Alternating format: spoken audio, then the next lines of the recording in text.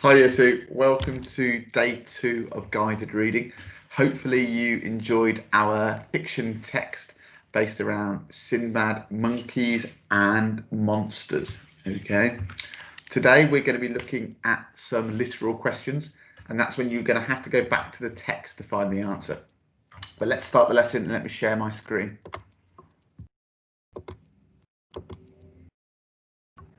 Hopefully now you should see my screen. And here is our text, The Adventures of Sinbad the Sailor, Monkeys and Monsters. And as we said yesterday, we know it is a fiction text. It's a made-up story, similar to Harry Potter, similar to The Hobbit, similar to many other stories. Okay, before we start reading and before we play Jump In, let's recap our vocab. Okay, so the 5 new words we learnt yesterday, the first word was swarming. And we know swarming means moving in large numbers. And different animals can swarm. You might have a swarm of bees, a swarm of wasps.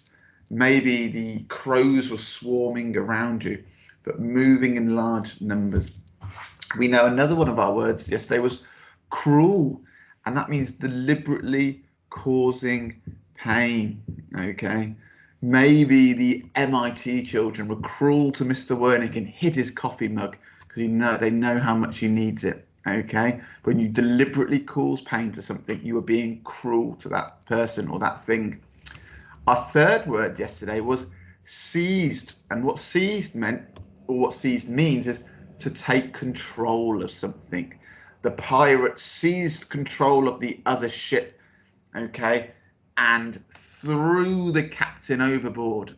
Okay, so when you seize something, it means you take control of it. Normally, you would say forcefully taking control. Our fourth word was tossed, and that is just when you toss something, it just means to throw something. Like you can see here, this person is tossing a coin. You might toss your salad in a bowl to get it all covered in dressing. Okay, so to toss something just means to throw it. Our last word was stranded, and that means left without any way to leave. And again, here you can see this gentleman who has been stranded on this island, maybe for a while, because look, he's got this beard here. So maybe he's been stranded on this island for a while. He's got no way of getting off it. There's no boat, there's no submarines, there's no train, no airport. He is stranded, left without any way to leave. So now we've learnt our new 5 words. Let's see if we can help Mr. Wernick out here and make these sentences make sense. So, the bees were cruel around me, or the bees were swarming around me. Pause the video, have a think. Which new word will make this sentence make sense? Well done if you said swarming. The bees were swarming around me. Let's have a look at the next one.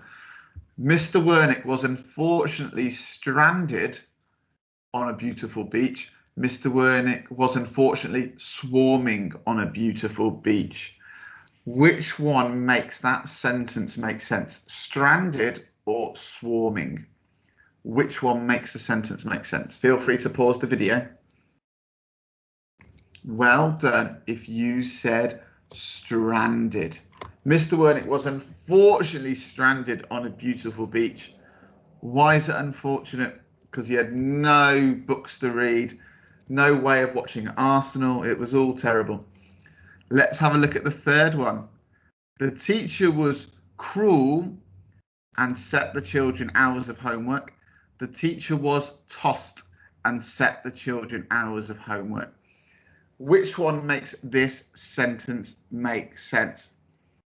The teacher was cruel and set the children hours of homework, or the teacher was tossed and set the children hours of homework? Tell me right now through your computer, which one should it be? Well done if you said cruel. The teacher was cruel and set the children hours of homework. Obviously, you're all saying right now, that's a lovely thing for a teacher to do because homework's fantastic. Okay, last one. The children stranded the classroom and tossed Cruel the teacher outside. We've got two here. What's it going to be? The children seized the classroom. The children stranded the classroom. Tell me now through your computer. Well done. If you said seized, the children seized the classroom and tossed Cruel the teacher outside. And tossed the teacher outside? Or is it and Cruel the teachers outside? Well done if you said toss. So it should read, the children seized the classroom and tossed the teachers outside. Who are these children? Clearly not year 2 children at Art Franklin. But what we've done there, year 2, we've learnt our new words and we've put them into sentences, allowing us to understand the meaning of our new words. What we're going to do now is we're going to play Jump In with our text. With our text, monkeys and monsters. So let me see if I can do this. Hopefully now you can see my face, but if I do the following, hopefully it will come up with our book. And hopefully you can see it. I'm going to zoom in a little bit more. The words are a little bit bigger. There's my jigsaw I've been attempting to complete. Okay.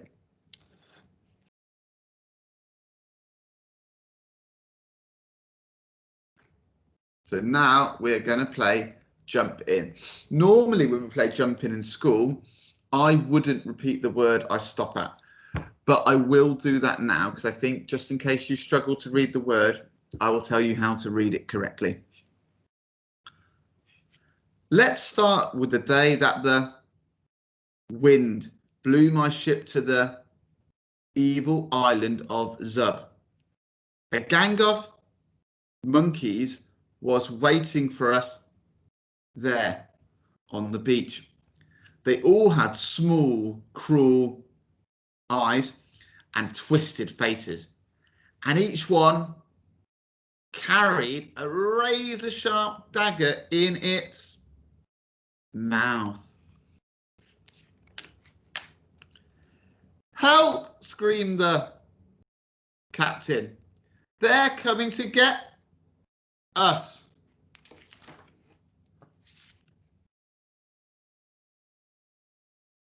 Sure enough, the monkeys came swarming onto the ship, seized everyone on board and tossed us all into the sea.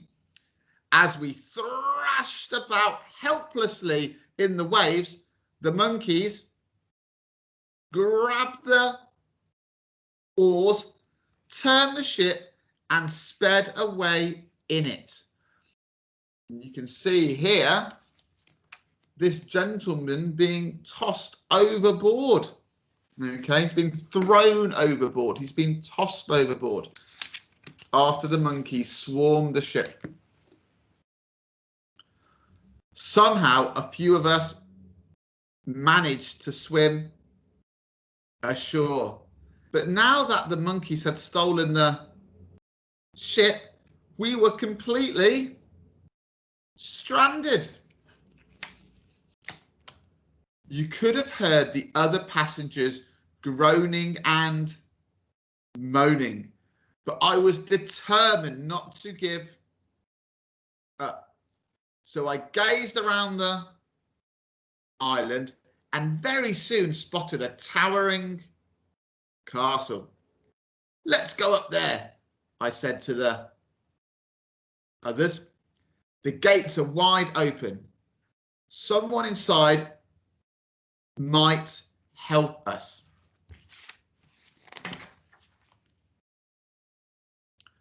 We all trudged through the gates into a courtyard. There was no one around. An enormous bonfire was blazing away in the middle of the yard. With a blackened cauldron steam on top of it.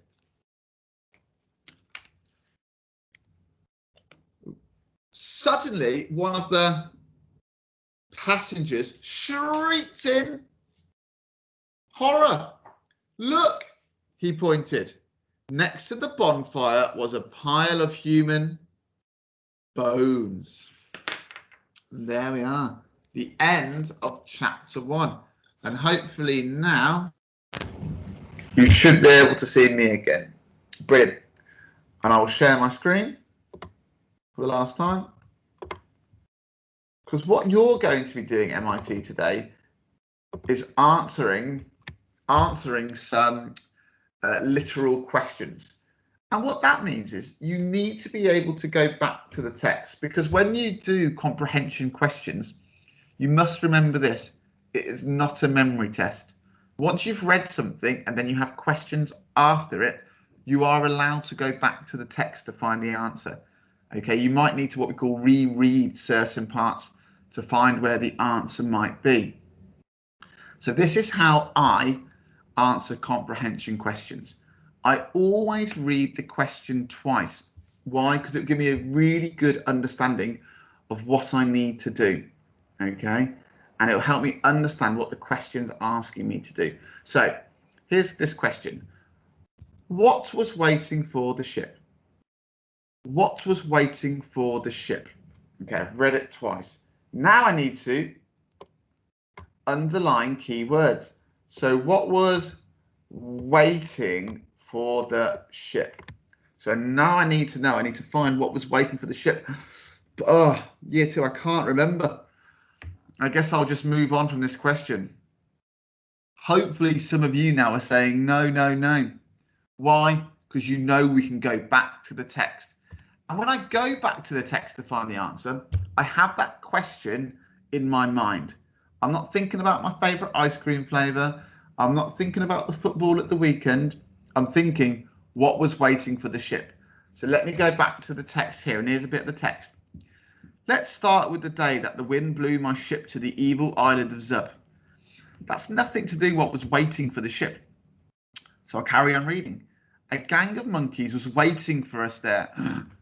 A gang of monkeys was waiting for us there on the beach. So what was waiting for the ship?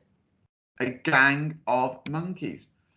So for my answer, I can say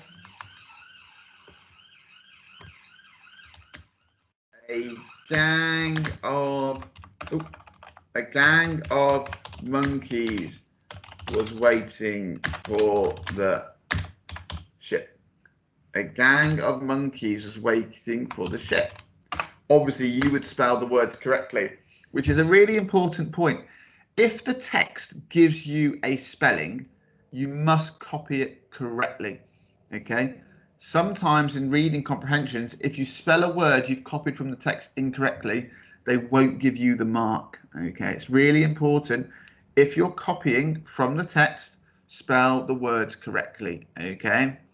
So reread the question. The last step is reread the question. Have you answered it? My question was, what was waiting for the ship? My answer, a gang of monkeys was waiting for the ship. I've answered that question correctly.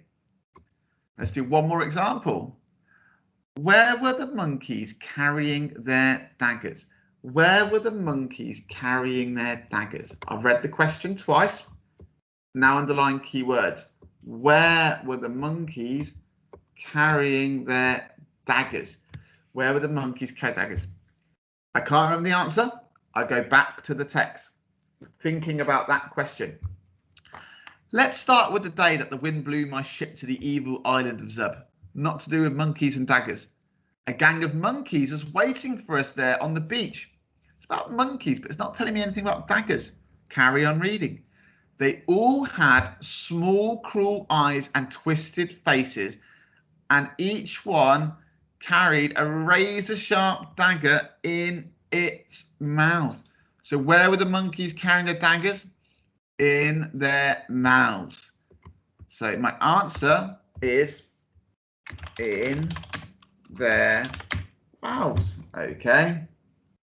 If I wanted to be superstar, I'd write what we call full sentences.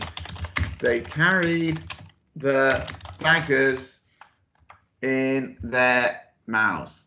Okay, they carried the daggers in their mouths. But we know, start of a sentence, capital letter, and we know to end it with a, you're right, full stop. They carried the daggers in their mouths. Now, reread the question. Have I answered it? Where were the monkeys carrying their daggers? They carried the daggers in their mouths. I've now got a full mark for that question. You have now a worksheet to do.